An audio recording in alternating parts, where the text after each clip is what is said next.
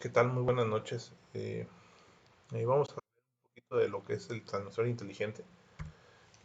Básicamente, siguiendo la secuencia, pues seguiría después del transmisor eléctrico. Ujú. Bueno, primero un poco de historia, ¿no? Aparece este transmisor inteligente, que básicamente está basado en señales digitales. Ujú. Y inmediatamente mejoró notablemente la exactitud conseguida en la medida, ¿no? Utilizando la transmisión digital se obtiene una serie de impulsos en forma de bits. Recuerden que un bit o es 0 o es un 1. Uh-huh. Recuerden que ahí viene la palabra bit.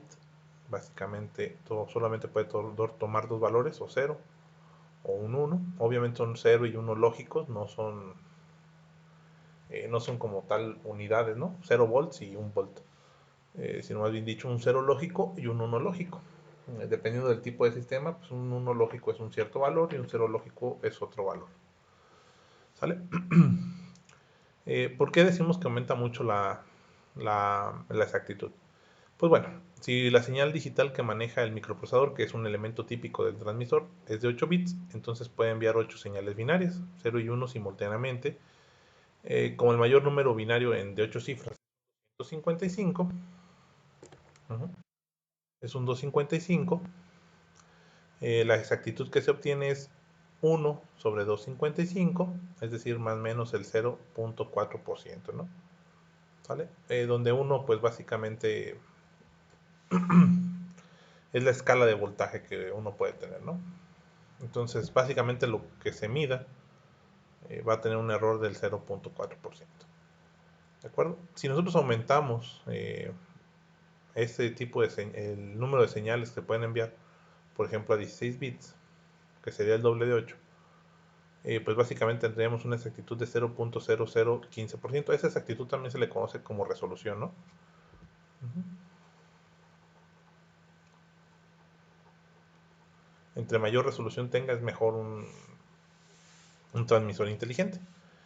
Y si lo agregamos y le hacemos todavía 32 bits, pues obtendríamos una exactitud pues muy chica, ¿no? Porque tendríamos muchísimos más cambios. Obviamente tener estos números de bits pues trae sus ciertos incrementos, sobre todo en costos. Uh-huh. Bueno, eh, ¿qué significa inteligente dentro de los transmisores? Pues bueno, el término inteligente o smart, el del inglés, eh, básicamente nos indica que un instrumento es capaz de realizar funciones adicionales a la de la simple transmisión de la señal del proceso. Estas funciones adicionales son varias. Aquí solamente marqué algunas. Bueno, una de ellas son la generación de las señales digitales, comunicabilidad, uh-huh, uso de sensores extras como pueden ser de presión, temperatura, etcétera, para compensar algunas variaciones y conseguir una mayor exactitud. Otra ventaja, o más bien dicho, no ventaja, sino otra característica que lo hace inteligente es el cambio fácil de rangos, es decir, los ajustes son muy sencillos. Quizás uno nada más llega con una computadora, programa y cambia los rangos, ¿no? Por ejemplo, si un sensor yo lo quiero para 0 a 100 grados Celsius y es un sensor inteligente, pues de repente puedo cambiar la escala que vaya de 50 a 150 grados Celsius, ¿no? Nada más programándolo para que haga eso. Uh-huh. Bueno, también básicamente puede trabajar con múltiples tipos de sondas, como por ejemplo en el caso de temperatura, pues en sondas basadas en resistencia o en termopares. También diversos campos de medida, ¿vale? Y también otra parte muy importante, nos entrega o nos puede hacer una linealización, ¿no? Esto es bien importante a la hora de trabajar con sensores. Muchos sensores tienen, me cambio aquí, diferentes tipos de curvas. Por ejemplo, esta curva. Y pues es difícil saber a qué valor te corresponde este nivel, por ejemplo, de voltaje, ¿no? Quién sabe cuál, perdón, este sería Y, este sería un voltaje. Entonces, este nivel, pues a cuál corresponde en Y, no lo sabemos, ¿no? Tendríamos que hacer una linealización durante cierto rango para hacer que esta escala fuera lineal y aplicar la conocida fórmula de la recta, ¿no? ¿Vale? Si no, pues tenemos que hacer el ajuste de curvas para esta curva paramétrica, que hacerla con amplificadores operacionales es muy difícil, por lo tanto, También los microprocesadores que tienen estos transmisores las pueden hacer. Entonces, simplifican mucho el trabajo. Dentro de los transmisores inteligentes tenemos dos tipos. Lo que sería el transmisor inteligente capacitivo y el transmisor inteligente basado en piezoeléctricos. ¿Vale? Básicamente el sensor capacitivo está basado en la variación de capacidad, o bueno, aquí también le podemos llamar capacitancia. ¿Sale? Capacidad o capacitancia.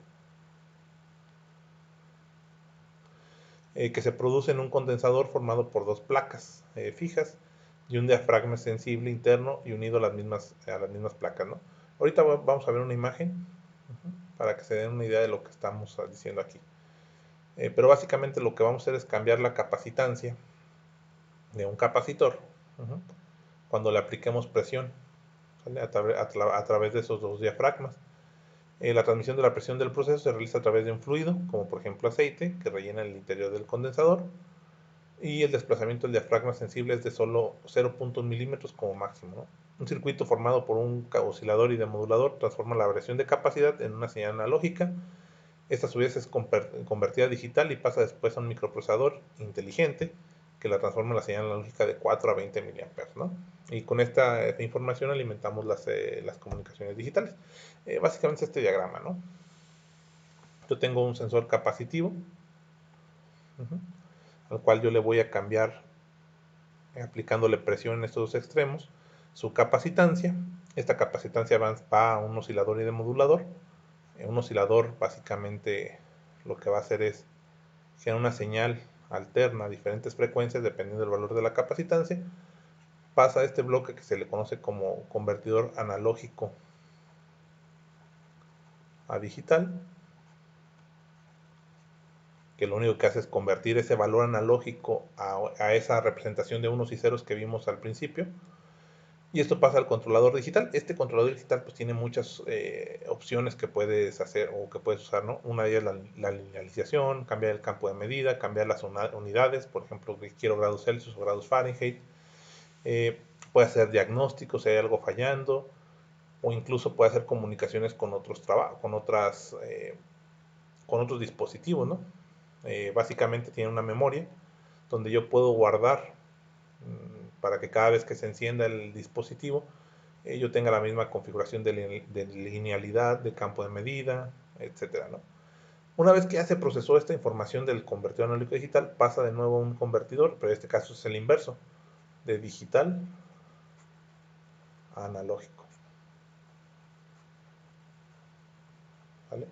Y típicamente a lazo de 4 a 20 miliamperes. Bueno, típicamente a esa forma de comunicación, ¿no? De 4 a 20 miliamperes. Entonces, más o menos esto es un transmisor inteligente capacitivo.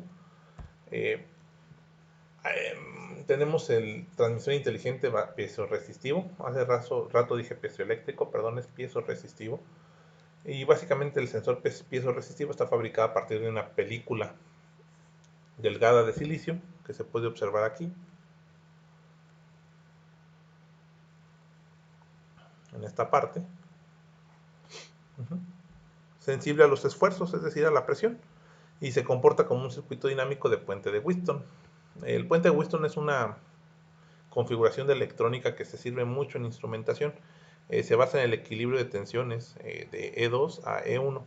Entonces yo coloco diferentes resistencias que van variando, y como se tratan de equilibrar las tensiones, en ese momento sabes cuánto vale esa resistencia que está cambiando. Entonces más o menos es como funciona el puente de Wheatstone. ¿Sale? Muchos circuitos están basados en este tipo de puentes, en especial para instrumentación. Entonces, básicamente cambias esa resistencia, esta, y si no mal recuerdo es esta resistencia, las que cambian con la presión, y por lo tanto lo mandamos a un amplificador que detecta esas pequeñas variaciones de voltaje, ¿vale? Se llama un regulador de corriente variable. Eso pasa a un circuito de corriente constante, y después obtenemos nuestra señal de salida de 4 a 20 miliamperes. La gran mayoría de los transmisores va a funcionar con ese tipo de señal, ¿no? de 40 a 20 miliamperes. Bueno, ¿cuáles son las ventajas e inconvenientes de estos tipos de transmisores? Bueno, en los instrumentos inteligentes de salida electrónico digital, en particular en los transmisores, la calibración se ve facilitada por la inteligencia proporcionada por el microprocesador incorporado en el instrumento, ¿no? Entonces, una de las ventajas es que la calibración se ve obviamente mejorada, debido a que incluso tú puedes calibrar en línea, bueno, en vivo, pues, por decirlo de alguna forma. Este mismo transmisor puede guardar digitalmente en una memoria los datos que proporcionan correcciones precisas de las no linealidades de los sensores ante las variaciones de temperatura y en la presión ambiente. Muchos sensores cambian sus valores por la temperatura. No es lo mismo estar midiendo a 25 grados que a 50 grados, ¿no? O no es lo mismo medir a una atmósfera, por ejemplo, a nivel del mar, que empezar a disminuir la presión cuando subimos a una ciudad con mayor altura. Entonces, todos estos valores pueden afectar la medición y los transmisores inteligentes pueden hacer esas correcciones sobre estos valores. Otra ventaja importante es que mientras el elemento primario en contacto con el fluido del proceso no se averíe, el transmisor inteligente tiene una vida útil casi ilimitada. Es decir, mientras que el sensor no se averíe, pues el transmisor va a poder funcionar, ¿no? Y aunque se averíe, no tienes que cambiar todo el transmisor, solamente cambias el sensor en muchos casos. Otras ventajas que ya había mencionado, aunque es importante recalcar, es el cambio automático en el cambio de medida.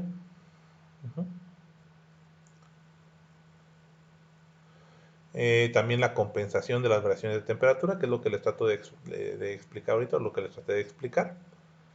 Otra ventaja grande es la grabación de datos históricos. Puedes ir almacenando cómo se ha comportado una variable durante un periodo de tiempo para después, posteriormente, analizarlos, por ejemplo. Entonces, esas son cosas interesantes, ¿no? ¿Qué otras ventajas tiene? El mantenimiento también es mucho más barato. Creo que también es una de las grandes ventajas. Entonces, antes de su aparición, la calibración y el cambio del margen de medida debían realizarse en un taller de instrumentos. Entonces, tenías que sacar a ese instrumento del proceso, cambiarlo quizás por otro que ya tuvieras listo. Una vez que ya lo calibraste, que ya cambiaste el margen de medida, lo volvías a colocar. Entonces, era un proceso muy, muy lento. En cambio, ahora en ese tiempo, o más bien dicho, en estos tiempos es muy fácil cambiar, por ejemplo, esos parámetros, ¿no? Nada más los programas, tu instrumento y ya.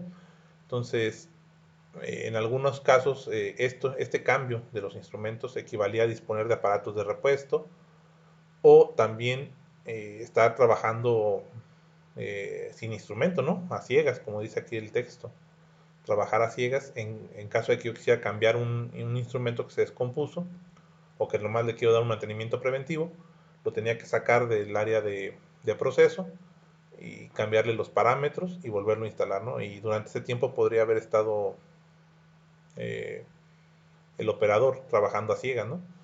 Rangeability, no lo sé pronunciar muy bien en inglés, entonces, pero bueno, básicamente lo que tiene esto es que puedes cambiar el rango que tú estás midiendo, ¿no? Autocalibraciones también son muy importantes por variaciones del proceso.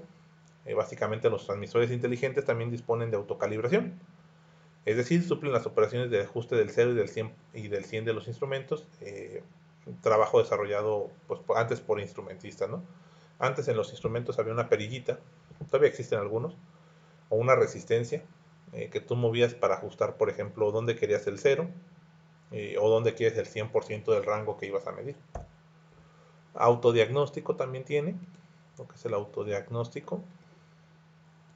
Es decir, te puede marcar si hay un error o no hay un error él solito, ¿no? Los transmisores inteligentes se prestan también al autodiagnóstico de sus partes electrónicas internas.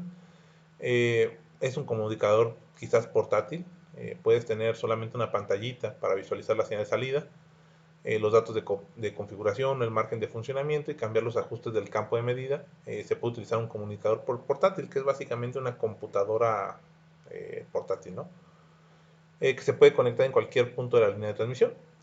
Uso de PC. El transmisor o varios transmisores pueden conectarse a través de una conexión, en este caso pone el ejemplo de RS232, a una computadora personal que con el software adecuado es capaz de configurar transmisores inteligentes, ¿no? Esas son las grandes ventajas. Incluso algunos de estos software con el que yo configuro un transmisor inteligente utilizan ventanas muy intuitivas, ¿no? Entonces, o sea, interfaces gráficas de usuario muy fáciles de usar. Uh-huh. También, obviamente, existen algunas desventajas. Una de ellas, aunque ya ha ido desapareciendo con el tiempo, es la normalización de las comunicaciones. Hace algunos años todavía, una compañía hacía su propio transmisor y pues básicamente lo usaba solamente en sus equipos. Tú querías conectar un equipo de otra compañía y no podías.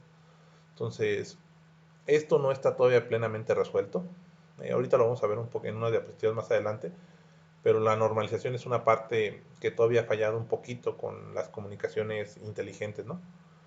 Y otro problema que tienen estos son la respuesta frecuencial defectuosa.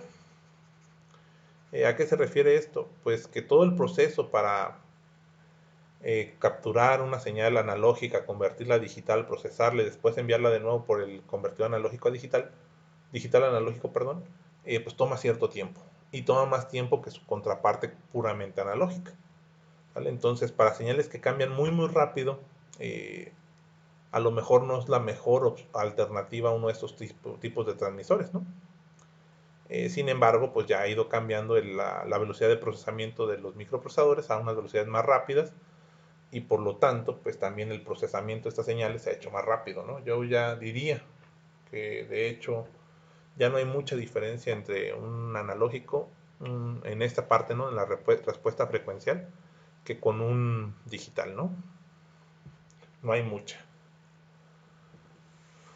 Pues vamos a empezar con un poquito de lo que son las comunicaciones industriales. Es un tema bien extenso entonces va a estar muy resumido, pero bueno, creo que es importante que tenga las nociones por lo menos de lo que es este tipo de comunicaciones.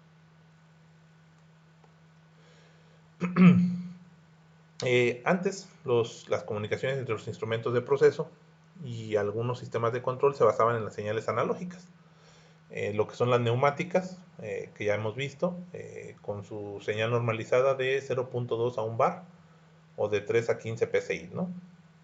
Las electrónicas, que la más utilizada es de 4 a 20 miliamperes, y algunas de ellas pues ya empezaban a ser digitales. Uh-huh. Obviamente estas son más útiles porque son capaces de manejar grandes volúmenes de datos y guardarles en unidades de almacenamiento para tener unos datos históricos y pues bueno, están aumentando día a día sus aplicaciones. Para trabajar en áreas remotas o de difícil acceso tienen cabida los transmisores sin hilos, es decir, los que son inalámbricos, típicamente de presión, que manejan señales acústicas y temperatura, o bueno, más bien dicho, son las variables que miden. Uh-huh.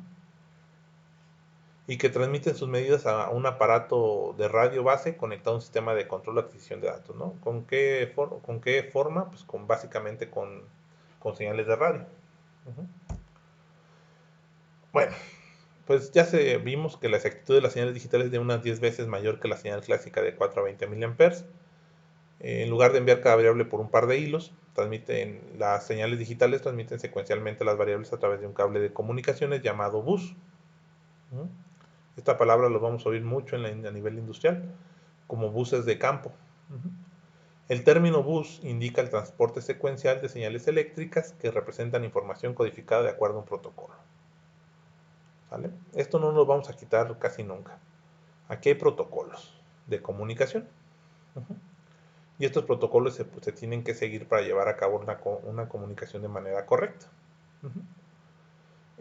Son muchos y casi cada fabricante tiene su propio protocolo y ahorita estamos tendiendo todavía hacia protocolos abiertos, ¿no? Por ejemplo, puedo hablar de grandes compañías como Siemens, pues ellos tenían su propio protocolo, ¿no? Que era, si no mal recuerdo, Profibus. Después sale Allen Bradley, otra de las grandes compañías, y tiene su propio protocolo que a lo mejor es Industrial Ethernet, ¿no? Sale Mitsubishi y tienes ese link. Entonces, muchos de estos protocolos no son compatibles entre ellos, ¿no? Muchos sí lo son, porque ya se ha estado yendo hacia la normalización. Entonces, los fabricantes de sistemas de comunicaciones empezaron con sus propios sistemas llamados propietarios. Uh-huh. Es decir, sin que fuera posible intercambiar sus aparatos con los de otros fabricantes, Sin embargo, hoy en día han llegado por lógica a fabricar sistemas abiertos debido a que la demanda del mercado. Un sistema abierto básicamente es aquel que se puede conectar con diferentes equipos. Ujú. Por poner un ejemplo muy burdo, es como si una memoria USB no se conectara con su computadora, ¿no? Porque son diferentes marcas. Por ejemplo, si yo tengo una computadora Acer, nada más podría conectar memorias USB Acer. Pues no tiene lógica, ¿no? Entonces, se hicieron, o sea, ya se están empezando a hablar de protocolos abiertos o de sistemas abiertos, donde básicamente cualquier fabricante puede diseñar este tipo de instrumentos, ¿no? De esto se puede dividir en tres tipos de protocolos. Empezamos con el más clásico, el más antiguito, que es el protocolo serie. De la información la saqué del mismo libro Creus, que ya es un libro relativamente viejo, creo que ya tiene, esa edición tiene como 15 años, de donde saco la mayoría de la información. Y si en esos 15 años ya tenía 25, pues imagínense que ahorita de tener como 40 años de antigüedad. Sin embargo, se sigue utilizando el RC232. Uh-huh. El RC232, conózcanlo como el protocolo serie normal de sus computadoras, el que se usaba hace poco. Uh-huh. Bueno, básicamente es una configuración eléctrica no equilibrada para la transmisión de señales digitales en una banda de base simple. Dispone de tres conductores, uno de transmisión, otro de recepción y un tercero de retorno de corriente, o el común, básicamente le llamamos la tierra, ¿no? Para ambos tipos de datos, que sustituye la fuente principal de limitaciones de este tipo de interfaces. De hecho, el problema más grande pues, es el retorno de corriente que se da por la tierra, ¿no? ¿Cuáles son las ventajas? Pues es un protocolo muy extendido, ampliamente usado, tiene muy poca complejidad, soporta algo que le llamamos transmisiones full duplex, es decir, enviamos y recibimos al mismo tiempo información, cosa que en otros protocolos no se puede hacer. Las desventajas es que solamente soporta comunicaciones entre dos dispositivos, solo funciona a través de de distancias cortas, típicamente creo que son 50 metros lo máximo, y es relativamente susceptible al ruido, ¿no? Es decir, si yo lo pongo en un ambiente ruidoso y me refiero a ruido electromagnético, se pueden ver afectadas sus comunicaciones, ¿no? Pues perdón, básicamente se utilizaba bueno, se sigue utilizando mucho para programar dispositivos, ¿no? Yo de una computadora saco un cable serie, ahora ya se utiliza el USB con algún adaptador para hacerlo serie, y básicamente programo un dispositivo, ¿no? O lo configuro. Después había otros protocolos, si no mal recuerdo se llama RS285, pero básicamente era igual que el RS232, perdón, pero alcanzaba mayor velocidad y mayor distancia. El cambio significativo se dio con el RS485. Uh-huh. Básicamente lo que cambia aquí es que ahora yo puedo conectar hasta 32 equipos. Uh-huh. Y todos ellos estarlos comunicando uno al otro, diferente que el RC232, ¿no? Que nada más era entre dos equipos. Aquí yo podría conectar hasta 10 equipos, hasta 32, perdón, equipos, y podríamos conectarlos hasta 1200 metros y con una velocidad de transmisión de 10 megabits por segundo. Uh-huh. ¿Cuáles son las ventajas? Pues obviamente que soporta muchos dispositivos en el mismo bus, a eso se le conoce como multidrop, es menos susceptible al ruido que el RC232, trabaja sobre distancias más largas y soporta tasas de transferencia de datos más grandes que el RC232.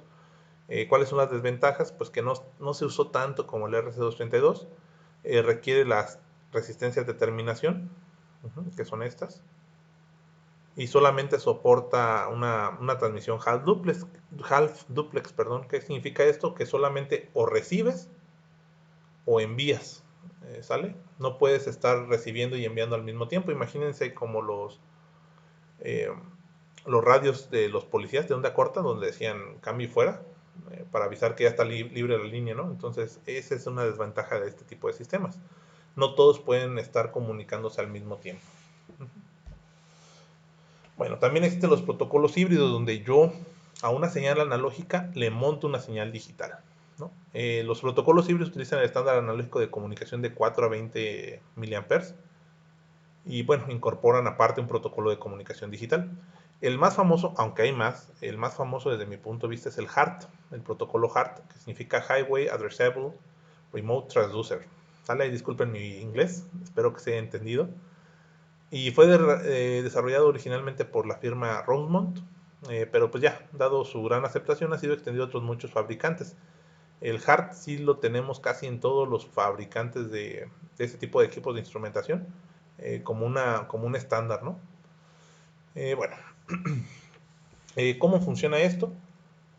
Pues básicamente a una señal analógica de 20 a 30 miliamperes, que sería la que se ve en esta línea, yo le monto una modulación digital, ¿no? Típicamente es una, si no mal recuerdo, lo que se le llama FSK, Frequency Shift Keying, o bueno, más bien dicho, perdón, ahí me equivoqué. FSK es una modulación digital, esta no es una modulación digital, es una modulación analógica, más bien dicho una FM, creo yo. No, ¿saben qué? No, no es cierto. A ver, aquí déjenme, borren esas últimas partes. Estoy en un error grande, una vez más. Sí es FSK.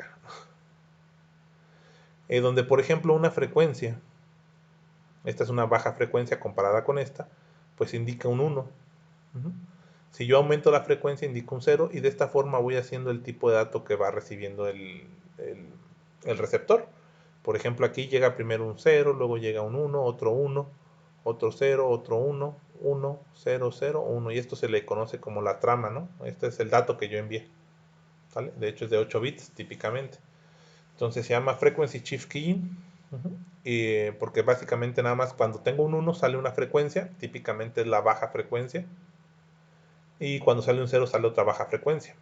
Y se fijan, a esto se le llama montar. Básicamente esta señal FSK está montada sobre la señal analógica de 4 a 20 miliamperes. Obviamente tiene muy poquita amplitud. ¿Sí estamos de acuerdo? Y como es lo mismo de arriba y hacia abajo, pues no cambia la amplitud de la señal analógica de 4 a 20 miliamperes, ¿no? Básicamente lo que estamos utilizando es la interfaz física del cable de 4 a 20 miliamperes y le montamos una señal digital. Bueno, perdón, una señal analógica que representa un número digital. Bueno, también hay muchos protocolos abiertos ya ahora. Son varios, ¿no? Actualmente existe una amplia gama de opciones, sin embargo destacan algunos protocolos de comunicación de redes industriales. Los más utilizados, y les digo, depende mucho del fabricante, son Profinet, Industrial Ethernet, Profibus, ASI, por ahí vienen otros como por ejemplo DeviceNet, eh, CC-Link, es el que les digo que es de Mitsubishi, EtherCAT, vienen varios protocolos que según yo son abiertos y que muchas empresas pueden utilizar. Pues bueno, Profinet es uno de los protocolos más utilizados en la industria actual porque está basado en el estándar Ethernet, muy utilizado en la automatización. Es además un protocolo flexible que hace posible personalizar dispositivos y programas. Destaca por su alta precisión y calidad en la comunicación. Industrial Ethernet es el protocolo ideal para los ambientes industriales hostiles. Se trata de un sistema capaz de ofrecer velocidad, prueba de fallos y adaptabilidad. El Ethernet industrial hace posible establecer un networking entre dispositivos en tiempo real y de manera funcional. Esto es sumamente importante. Básicamente, el networking es una red de trabajo. Entonces, se utiliza mucho en industrias donde tenemos ambientes hostiles, ¿no? Profibus es un protocolo de estándar abierto. Destaca por sus altas velocidades de transmisión de datos y su durabilidad en ambientes hostiles, incluyendo riesgo de explosión. Este protocolo cuenta con más de 30 años en el sector industrial y continúa adaptándose a la evolución de las manufacturas. Todos estos protocolos que estamos hablando de comunicaciones vienen de algo que se llama la pirámide de la automatización. Hay diferentes niveles en esta pirámide, donde por ejemplo los sensores y actuadores están en el nivel más bajo. Después pueden venir el nivel operativo, donde tenemos pantallitas o así que están en las máquinas montadas. Y después viene un nivel que yo llamaría gerencial o de toma de decisiones, donde básicamente llegan los datos de todos de los operativos y la gente que se encarga de tomar decisiones pues lo hace en base a esos datos, ¿no? Si la producción se aumenta, si la producción se disminuye, etcétera, ¿no? Entonces, todo eso nace de aquí. Entonces hay diferentes tipos de buses o de protocolos para diferentes niveles niveles en esta pirámide de la automatización, ¿no? Típicamente lo que estamos hablando son operativos hacia sensores o de sensores a operativos y operativos entre ellos, ¿no? Es decir, diferentes máquinas comunicándose. ASI, el bus ASI es el bus, yo digo que más típico, también se le conoce como el bus del cable amarillo, eh, para conectar sensores hacia los transmisores, ¿no?